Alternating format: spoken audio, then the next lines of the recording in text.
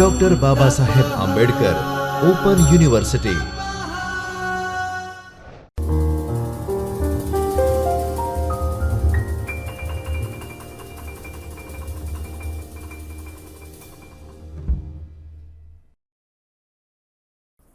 નમસ્કાર તાલીમાર્થી મિત્રો, doctor Baba Saheb Ambedkar open યુનિવર્સિટીના શિક્ષણશાસ્ત્ર વિભાગમાંથી હું ડૉક્ટર હિના રાવલ આપ સૌનું સ્વાગત કરું છું. તાલીમાર્થી મિત્રો, આજે આપણે બીએડના પ્રથમ વર્ષના પેપર કોડ ES 116 ગુજરાતીનું અધ્યાપન, જેમાં બ્લોક 2 યુનિટ 6 જેના ત્રીજા વ્યાખ્યાનમાં કે માતૃભાષા શિક્ષણના કૌશલ્યો એ પૈકી ત્રીજું વ્યાખ્યાન, જેમાં આપણે વાંચન કૌશલ્ય વિશેનો અભ્યાસ કરીશું.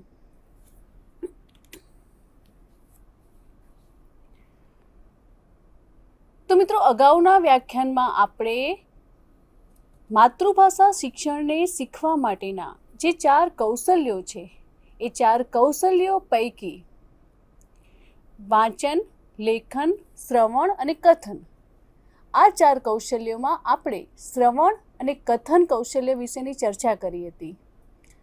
આજના વ્યાખ્યાનમાં આપણે તે પછીનું આગળનું કૌશલ્ય કે વાંચન કૌશલ્ય વિશે આપણે વિગતે પરિચય મેળવવાના છીએ. કે આજે આપણે વાંચન પ્રક્રિયા એટલે શું, વાંચન પ્રક્રિયાનું સ્વરૂપ, વાંચન પ્રક્રિયાનું મનોવૈજ્ઞાનિક પાસું, વાંચન કૌશલ્યનું શિક્ષણ, વાંચન શિક્ષણ પદ્ધતિ, એના વિશે આપણે આજે પરિચય મેળવીશું. તો તાલીમાર્થી મિત્રો, માતૃભાષા શિક્ષણ કે માતૃભાષા શિક્ષણ સાથે 4 કૌશલ્યો એ સમાવિષ્ટ છે. કે કોઈ પણ ભાષાનું જ્ઞાન આપણે પ્રાપ્ત કરવું હોય તો જે 4 કૌશલ્ય છે કે શ્રવણ, કથન, વાંચન અને લેખન, આ 4 કૌશલ્યના માધ્યમથી આપણે શિક્ષણ, માતૃભાષા શિક્ષણને શીખી શકીએ છીએ તેમજ ભાષાને શીખી શકીએ છીએ. આપણે અગાઉ પણ વાત કરી હતી કે આ 4 કૌશલ્યો પૈકી શ્રવણ અને કથન કૌશલ્ય એ પ્રાથમિક કક્ષાના કૌશલ્ય છે. એટલે કે જે બાળક માતાના ગર્ભમાં હોય છે ત્યારથી મૃત્યુ પર્યંત સુધી તે સાહજિક રીતે તે શીખે છે, કે સરળતાથી પોતાના વાતાવરણમાંથી પ્રાપ્ત કરે છે, પરિવારના વાતાવરણમાંથી, શાળાના વાતાવરણમાંથી, કુટુંબના વાતાવરણમાંથી, કે જેને બાળકે શીખવાની જરૂર નથી પડતી, પરંતુ સહજ રીતે બાળક આસપાસના વાતાવરણમાંથી શીખી જાય છે. જ્યારે વાંચન અને લેખન એ દ્વિતીય કક્ષાના કૌશલ્ય છે કે જેના માટે બાળકે મહાવરો કરવો પડે કે શીખવું પડે. તો હવે આપણે આ જે દ્વિતીય કક્ષાના કૌશલ્ય છે એ પૈકી વાંચન કૌશલ્ય વિશે આપણે માહિતી મેળવવાના છીએ. કે જ્યારે વાંચન કૌશલ્યની વાત કરીએ તો બાળક બોલવું, સાંભળવું એ સહજ રીતે કરે છે, પરંતુ એ જ બાળક તેનાથી આગળ વધીને જ્યારે વાંચનની પ્રક્રિયામાં આગળ વધે છે ત્યારે વાંચવાની સાથે સાથે વિવિધ અર્થઘટનો, વિવિધ વર્ણના ભેદ, વિવિધ પ્રતિકાત્મક બાબતો વગેરેનું જ્ઞાન એ બાળક પ્રાપ્ત કરે છે. કે ભાષા જે છે એ ભાષાના આ જે કૌશલ્ય છે એ મૌખિક ભાષા અને લિપિબદ્ધ ભાષાનો ભેદ સમજાવે છે. કે બોલવું એ સહજ બાબત છે, પરંતુ લિપિબદ્ધ સ્વરૂપમાં રજૂ થયેલી જે શાબ્દિક રચના છે એને સમજીને, એનો અર્થ સમજીને તેનું વાંચન કરવું, એ બંને વચ્ચેનો જે ભેદ છે એ અહીં સમજાવવામાં આવે છે. કે વાંચન પ્રક્રિયા જે છે એ પ્રક્રિયા અને પ્રવૃત્તિ એના સ્વરૂપની વિચારણા કરતાં તેને શીખવા માટે ઔપચારિક પ્રયત્નો અને મહાવરો એ ખૂબ જ મહત્ત્વની બાબત છે.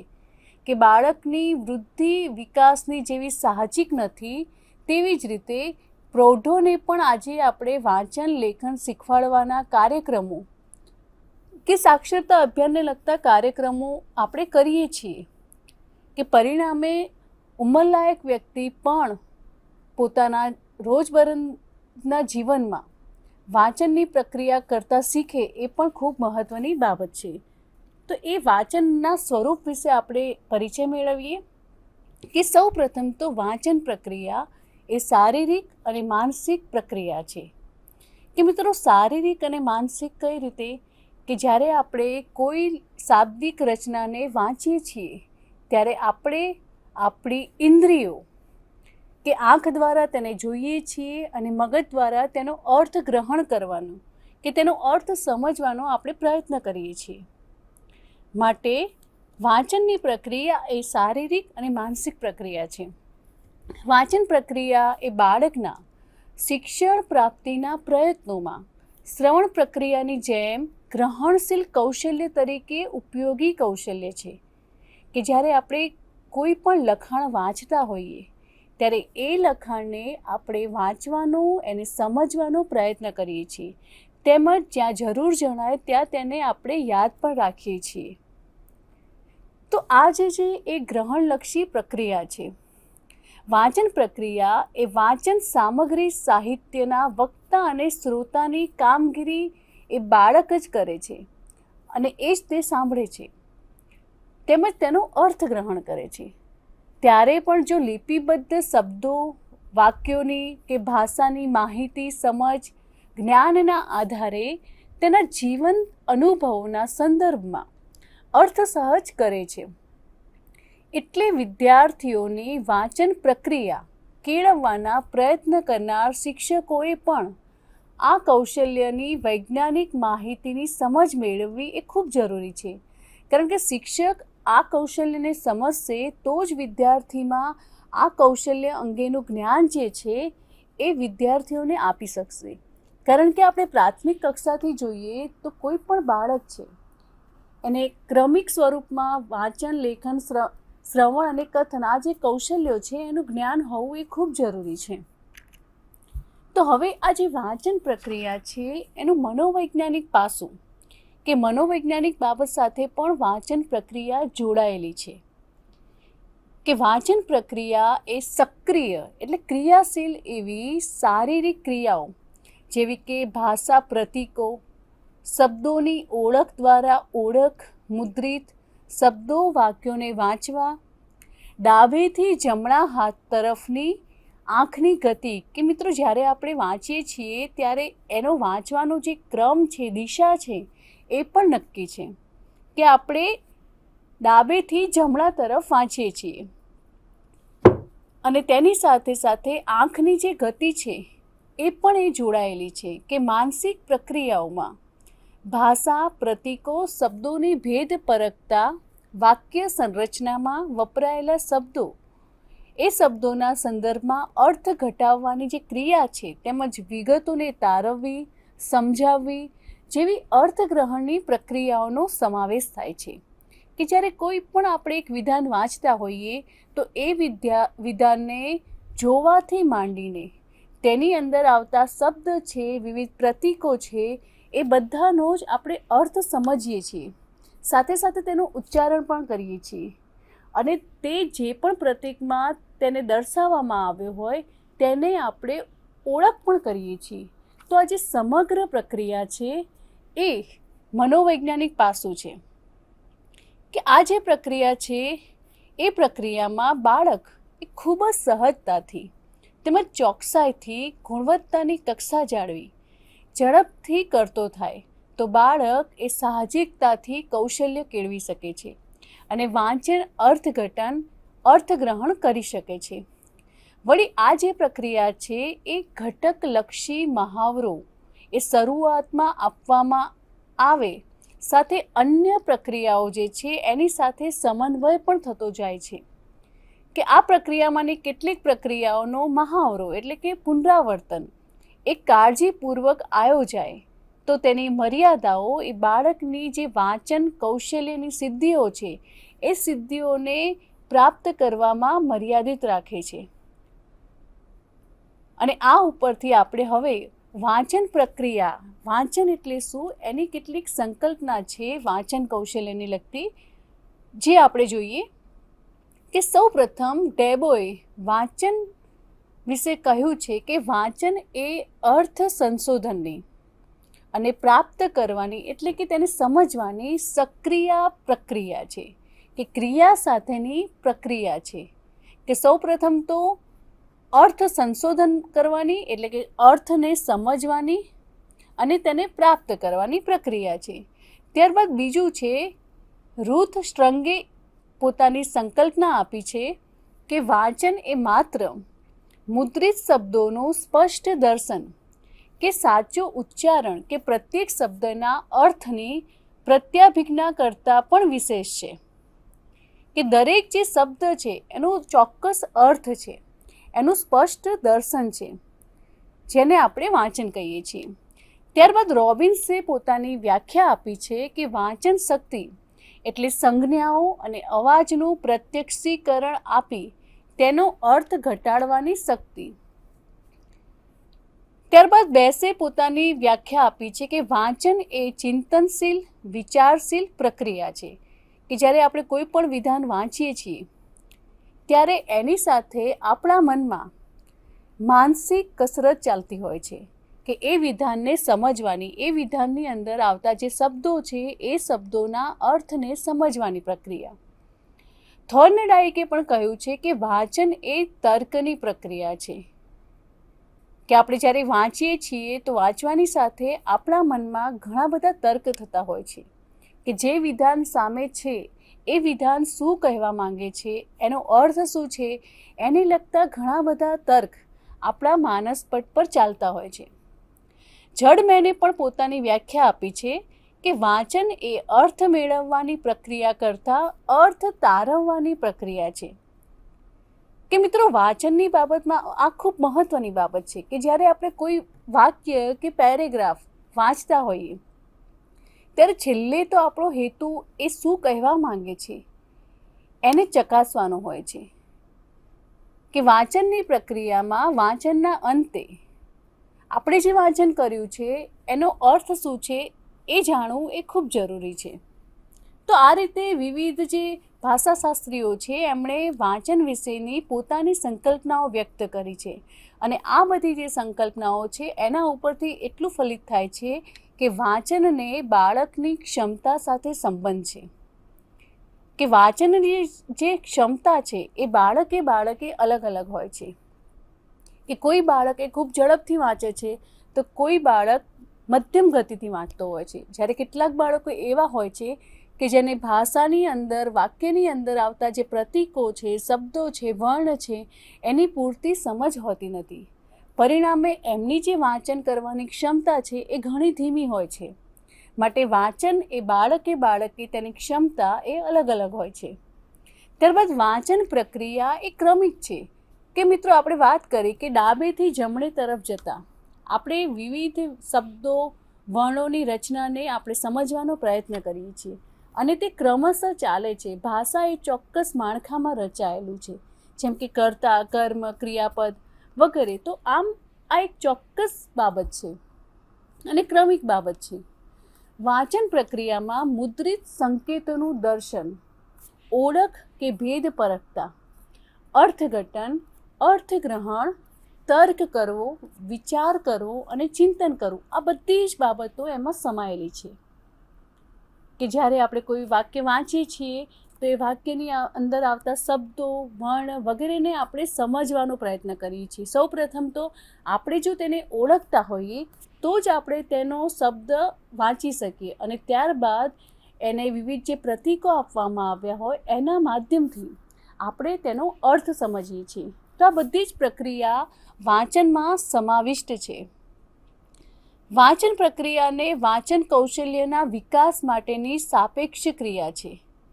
કે વાંચન પ્રક્રિયા જો યોગ્ય હોય તો જ વિદ્યાર્થીની અંદર વાંચન કૌશલ્ય કેળવાયું કહેવાય. તો શિક્ષક તરીકે આપણે એ પણ ધ્યાનમાં રાખવાનું છે કે આપણા વર્ગખંડની અંદર વિદ્યાર્થીઓને પાઠ દરમિયાન વચ્ચેના સમયગાળામાં વંચાવવું જોઈએ, જેથી વિદ્યાર્થીઓની વાંચન પ્રત્યેની જે ક્ષમતા છે એનું આપણે મૂલ્યાંકન કરાવી શકીએ. ત્યારબાદ વાંચન કૌશલ્ય શિક્ષણ. કે વાંચન કૌશલ્ય એ શાળાઓમાં શીખવવાનું મુખ્ય કારણ તો આપણે જાણીએ છીએ, તેમ આ કૌશલ્ય શીખવા માટે ઔપચારિક પ્રયત્નોનું આયોજન એ અનિવાર્ય છે. બીજું કે વાંચનના જે તજજ્ઞો છે એમના અભ્યાસ પરથી એવું તારણ એ લોકો સૂચવે છે કે સામાન્ય રીતે વાંચન શીખવા માટે બાળકની 6 વર્ષની વય મર્યાદા એ ઉચિત છે. છતાં બાળકના વૃદ્ધિ વિકાસના વૈયક્તિક તફાવતો ધ્યાનમાં લેતા વાંચન સંશોધન એ તજજ્ઞો વાંચન શીખવાની શરૂઆત કરતાં પહેલાં બાળકની જે વાંચન તત્પરતા છે એ તપાસવાનો આગ્રહ રાખે છે. કે મિત્રો, જ્યારે વર્ગખંડમાં આપણે શિક્ષક તરીકે હાજર હોઈએ ત્યારે વિવિધ પ્રકારના વ્યક્તિત્વ ધરાવતા વિદ્યાર્થીઓ હોય છે અને એ વિદ્યાર્થીઓના રસ રુચિના ક્ષેત્રો અલગ અલગ હોય છે. કેટલાક વિદ્યાર્થીઓને વર્ગખંડની સમક્ષ વાંચવામાં આનંદ આવે છે, તેમનો ઉત્સાહ આપણને જોવા મળે છે, જ્યારે કેટલાક વિદ્યાર્થીઓ એવા હોય છે કે જેઓ જાહેરમાં વર્ગની સમક્ષ વાંચવામાં ક્ષોભ કે સંકોચ અનુભવતા હોય છે. ત્યારે શિક્ષક તરીકે આપણે એ પણ મૂલ્યાંકન કરવાનું છે કે વિદ્યાર્થીઓને શેમાં રસ છે અને જે વિદ્યાર્થીઓ વાંચનની પ્રક્રિયામાં શરમ અનુભવે છે એમણે આપણે વધારે પ્રોત્સાહિત કરીને તેમનો ઉત્સાહ વધારીને વાંચન માટે તત્પર કરવાના છે. કે આપણે વાત કરીએ કે બાલવાડી છે, આંગણવાડી છે કે ડી મોન્ટેસરી કક્ષાએ એટલે કે પૂર્વ પ્રાથમિક કક્ષાએ એવા અનુભવો આપણને મળી રહે છે કે જે તેની વાંચન તત્પરતા સર્જવામાં મદદરૂપ બને છે. હવે આપણે વાંચન શિક્ષણ માટેની જે પદ્ધતિઓ છે એના વિશેનો અભ્યાસ કરીએ કે વિદ્યાર્થીની અંદર આપણે વાંચન શિક્ષણ માટેનું જે કૌશલ્ય છે એ સક્રિય કરવા માટે આપણે વિવિધ પદ્ધતિઓનો ઉપયોગ કરવો પડે. કે વાંચન શિક્ષણની જે પદ્ધતિઓ જે છે એનો ઉપયોગ એ વાંચનની શરૂઆત કરતા બાળકો માટે પ્રાથમિક કક્ષાએ ખાસ ઉપયોગમાં લેવામાં આવે છે, કારણ કે મુદ્રિત સામગ્રી એ વાંચવાની શરૂઆત બાળકો પ્રાથમિક કક્ષાથી જ કરે છે. તો એવી કેટલીક જે પદ્ધતિઓ છે જે પ્રાથમિક કક્ષાથી આપણે તેનો ઉપયોગ કરી શકીએ એ પદ્ધતિઓની હવે આપણે વાત કરીશું.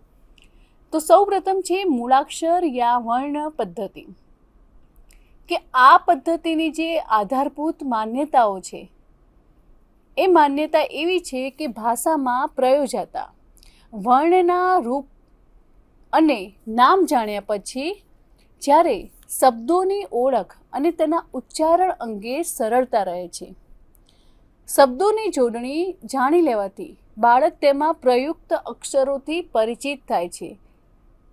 કે મિત્રો, તમે જોશો કે જ્યારે બાળક નાનું હોય છે ત્યારે તે જો મૂળાક્ષરો કે વર્ણથી પરિચિત હોય તો તેને વાંચવામાં રસ પેદા થશે, એને ઓળખવાનો તે પ્રયત્ન કરશે. ત્યારબાદ એની પાછળ લાગતી જે બારાક્ષરીની જે જોડણીઓ છે એનાથી પણ તે પરિચિત થશે અને ધીરે ધીરે બાળક શબ્દ અને વાક્યને ઓળખતું થશે. આ જે અક્ષરો જે છે એ મળવાથી સર્જાતા અન્ય શબ્દોની રચના સમજવામાં પણ સરળતા રહે છે અને આ પદ્ધતિમાં શબ્દ ઓળખ અંગે વધારે કાળજી લેવાય છે, પણ શબ્દના અર્થ અંગે પૂરી કાળજી લેવાતી નથી. આ પદ્ધતિ શીખવાની પ્રક્રિયાના અનુબંધ સિદ્ધાંત પર આધારિત છે.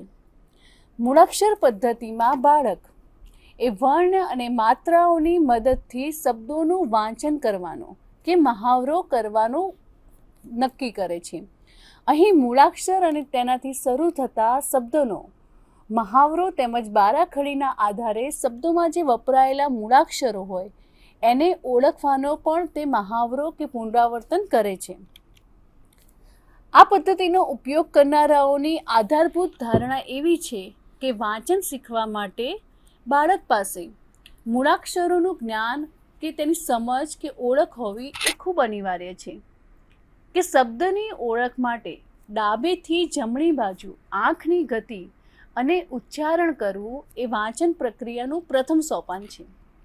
છતાં વિદેશના જે સંશોધનો થયા એ સંશોધનોના તારણ મુજબ આ પદ્ધતિથી પ્રાપ્ત વાંચન સિદ્ધિ જે પ્રારંભિક કક્ષાએ બાળકને સફળ બનાવે છે, તેમજ નબળી સામાજિક આર્થિક સ્થિતિ ધરાવતા કુટુંબના બાળકોને આ પદ્ધતિથી વિશેષ લાભ થાય છે.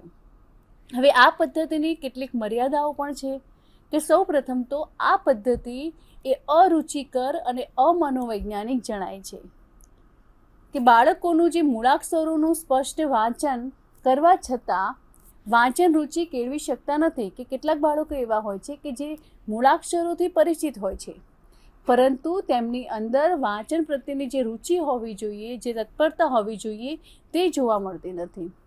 ત્યારબાદ મૂળાક્ષરોની સાથે સાથે વાંચનની ટેવ પડે છે કે ત્યારબાદ બાળકો મૂળાક્ષરને કેન્દ્રમાં રાખીને જ વાંચવાનો પ્રયત્ન કરે છે. માટે તેમનો જે વિકાસ છે તે મર્યાદિત સ્વરૂપમાં થાય છે. બાળકની વાંચનની જે ઝડપ છે એ કેળવાતી નથી. કેમની જે વાંચનની ઝડપ છે એ થોડી મંદ ગતિની હોય છે. ત્યારબાદ બીજી પદ્ધતિ છે શબ્દ પદ્ધતિ કે લુક એન્ડ સે મેથડ. મિત્રો, શિક્ષક બનવા માટેની જે ટેટ ટાટ પરીક્ષા હોય છે એમાં આમાંથી ઘણા પ્રશ્નો પૂછાઈ શકાય છે. કે જેમ કે ઘણીવાર પૂછાય છે કે શબ્દ પદ્ધતિ બીજા કયા નામે ઓળખાય છે, તો જુઓ અને કહો.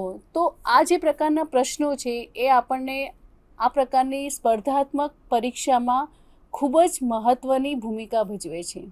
માટે આપણે અભ્યાસ દરમિયાન એ બાબતોનો પણ સવિશેષ ધ્યાન રાખીએ કે આ જે પદ્ધતિ છે એ પદ્ધતિ મુજબ વર્ણને બદલે કે શબ્દના વાંચનનો મહાવરો અપાય છે.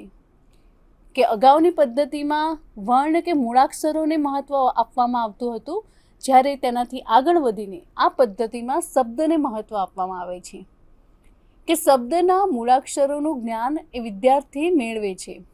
ચિત્ર સિવાયના શબ્દની ઓળખ આપવા અને અન્ય સંકેતોનો ઉપયોગ કરવામાં આ પદ્ધતિ ખૂબ જ ઉપયોગી છે. જેવા કે નામનું, સંજ્ઞાનું, બહુવચન દર્શાવતા રૂપો, ક્રિયા અથવા વિશ્લેષણની દ્રષ્ટિએ શબ્દ પસંદગી, ભાષામાં વારંવાર વપરાતો શબ્દ. ફાયદા કહીએ તો બાળકો શબ્દને અર્થને સમજવા પ્રયત્ન કરે છે. તેની મર્યાદાઓ જોઈએ તો નવા શબ્દોની ઓળખ એ સહેલાઈથી બાળક કરી શકતું નથી.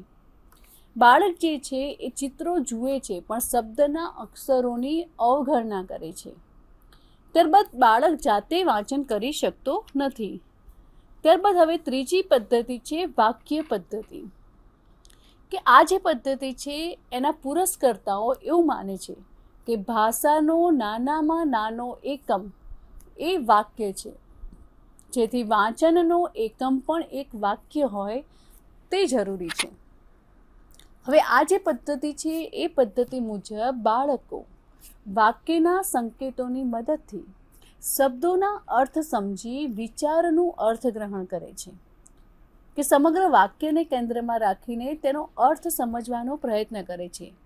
બાળકો વર્ણ કે છૂટક છૂટક જે શબ્દો છે એ વાંચવાના બદલે આખા વાક્યને વાંચવાનો પ્રયત્ન કરે છે અને એના કારણે તેમની વાંચવાની જે ઝડપ છે તેમજ વાંચવાની જે રુચિ છે, તત્પરતા છે, એમાં ખૂબ જ વધારો આપણને જોવા મળે છે. બાળકોના જે જાણીતા વપરાશના જે વાક્યો છે એ પાઠ્ય પુસ્તકના પાઠના વાક્યોના ઉપયોગ કરવામાં આવે છે. હવે આ પદ્ધતિના ફાયદા જોઈએ કે બાળક જે છે એ સ્વાભાવિક રીતે અર્થગ્રહણ સાથે વાક્યો વાંચવા ટેવાય છે. કારણ કે સમગ્ર વાક્યને ધ્યાનમાં રાખીને જ્યારે બાળક વાંચે છે ત્યારે બાળક એની અંદર આવતા વિવિધ શબ્દોને ખૂબ જ ઝડપથી સમજવાનો પ્રયત્ન કરે છે અને સરળતાથી તેમાં સ્વાભાવિક રીતે એનું વાંચન કરવા માટે તે જિજ્ઞાસુ બને છે. ત્યારબાદ તેમનો જે વ્યવહાર છે એ વ્યવહારની સામગ્રી એ અનુભવ સંબંધિત વાક્યોને મદદરૂપ બને છે. વાક્યાર્થ જાણ્યા પછી બાળકો એ શબ્દોના અર્થ, સંરચના એને સમજવામાં અજ્ઞાત રહે છે. હવે આ પદ્ધતિની આપણે મર્યાદા જોઈએ કે બાળકો એ પૂર્ણ વાક્ય વાંચવામાં મુશ્કેલી અનુભવે છે. વાક્યોની જે મર્યાદિત સંખ્યા છે એ સંખ્યાને લીધે શબ્દો પણ મર્યાદિત સંખ્યામાં વાંચવા ટેવાય છે. બાળકોને શબ્દ જોડણીનો ખ્યાલ આવતો નથી, કારણ કે બાળક એ સળંગ વાક્યને વાંચવાનો પ્રયત્ન કરે છે. માટે એની અંદર આવતા જે જોડણી છે એનાથી બાળક વધારે પરિચિત નથી થતું.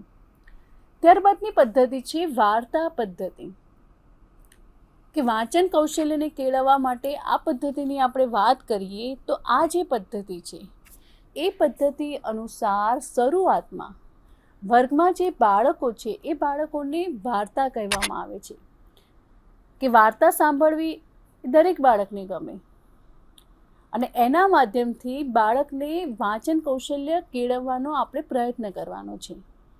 ત્યારબાદ વાર્તાની અંદર આવતા આવતા વિવિધ પ્રસંગલક્ષી વાક્યો કે વિવિધ સંવાદો જે છે એનાથી બાળકને પરિચિત કરાવવામાં આવે છે. આ જે વાર્તા છે એ વાર્તાના કેટલાક વાક્યો, તેમાંના શબ્દો, તેના અક્ષરો વગેરેનું જ્ઞાન બાળકને આપવામાં આવે છે. તેમાં આવતા નવા શબ્દોનું પણ જ્ઞાન એ બાળકને આપવામાં આવે છે.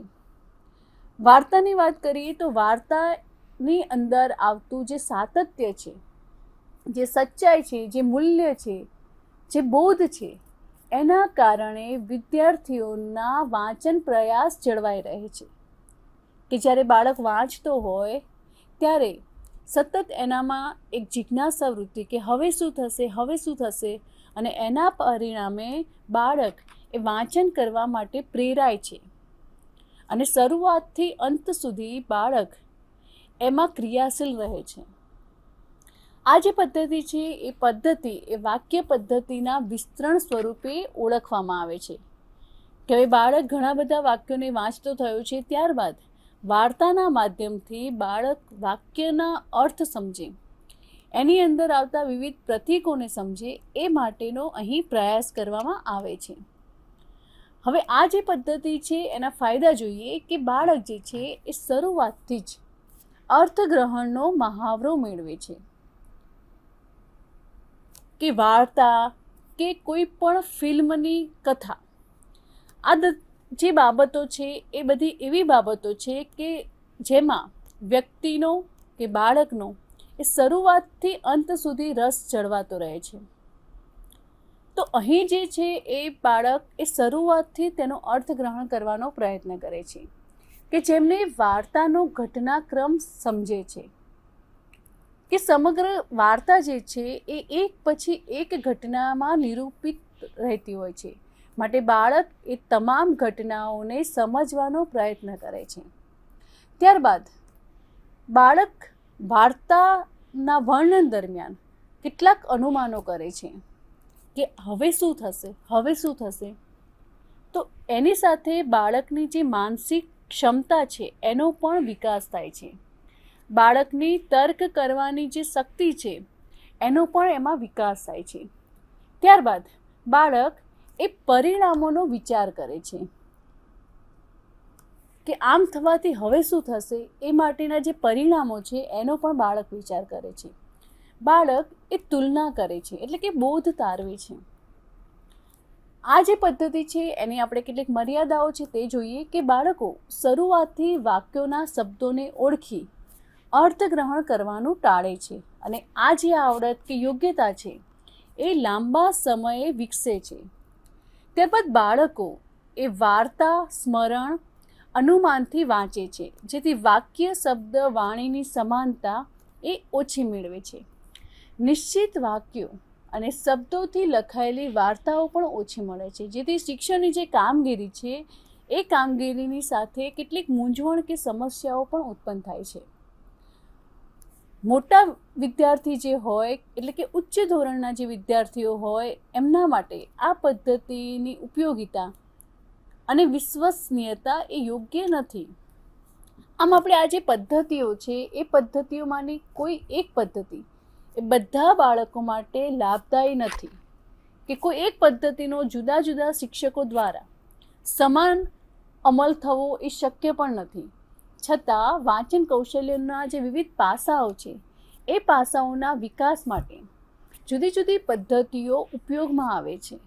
વળી વિશ્લેષણ પ્રક્રિયા અપનાવવી એ પદ્ધતિ અધિક બાળકોને ઉપયોગમાં જણાય, એટલે કે વિશ્લેષણ પ્રક્રિયા, કે બાળકોને વિશ્લેષણ પ્રક્રિયા દ્વારા અધિક બાળકો આનો ઉપયોગ કરે છે, કે કે વિશ્લેષણ પ્રક્રિયા અપનાવતી પદ્ધતિઓ એ વાંચન સાથે સમાયોજિત છે અને બાળકની વાંચન શિક્ષણ પદ્ધતિઓની સફળતા એ બાળકની વય, કક્ષા, સજ્જતા તેમજ શિક્ષણની સૂઝ રુચિ પર આધાર રાખે છે.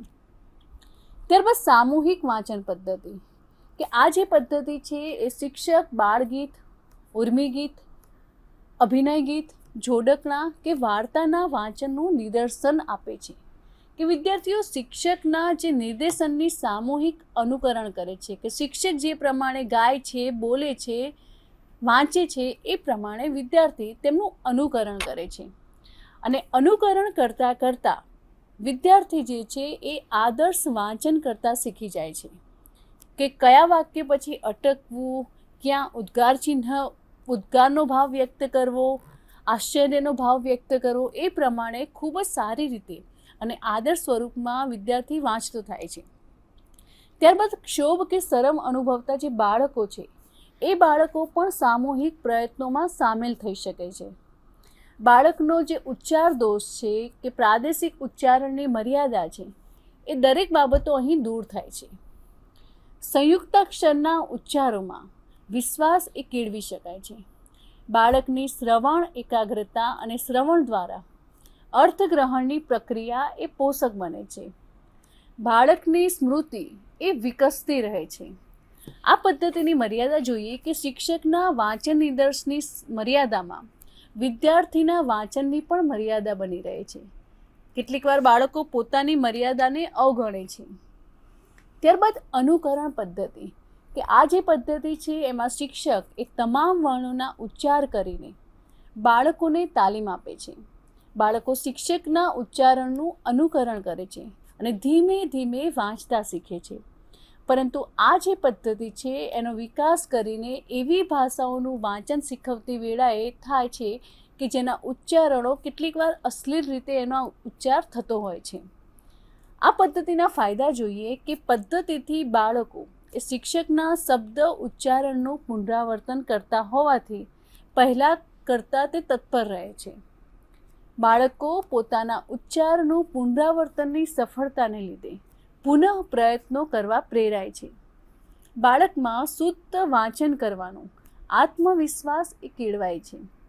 બાળકને વાંચનલક્ષી શરૂઆતના પ્રયત્નો દ્વારા વાંચનભિમુખ કરવામાં સહકાર મળે છે. આ પદ્ધતિની મર્યાદા જોઈએ તો આ પદ્ધતિમાં બાળકો શબ્દ ઉચ્ચારણ અને શબ્દ સંરચનાની ઓળખનું સાહચર્ય કેળવી શકતા નથી. કેટલીક વખત જે શબ્દોનું ઉચ્ચારણ બાળક કરે છે તે શબ્દોનું પણ મુદ્રિત સ્વરૂપમાં તેઓ ઓળખી શકતા નથી. બાળકો શબ્દો સંરચના શીખે છે પણ સામી બાજુ વાંચન એ ઓછું શીખે છે. ત્યારબાદ છેલ્લી પદ્ધતિ છે કે સાહચર્ય પદ્ધતિ.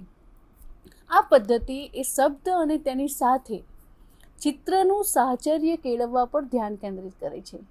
બાળકોને અનુભવ ક્ષેત્રના વ્યવહારમાં શબ્દો નક્કી કરી તેને સાર્થક ચિત્રો પરથી જુદા જુદા ચિત્રો અને પૂંઠા પરના સંબંધિત શબ્દનું સાહચર્ય રચવાનું છે.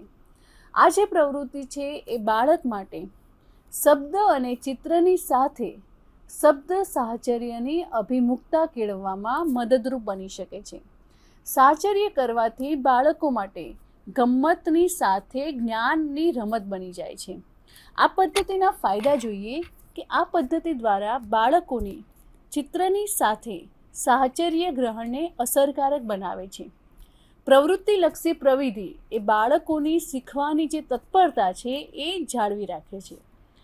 ચિત્ર અને શબ્દની વાત કરીએ તો એનું સાહચર્ય રચવાથી સરળતા અને સ્પર્ધાત્મક વૃત્તિ નીપજે છે.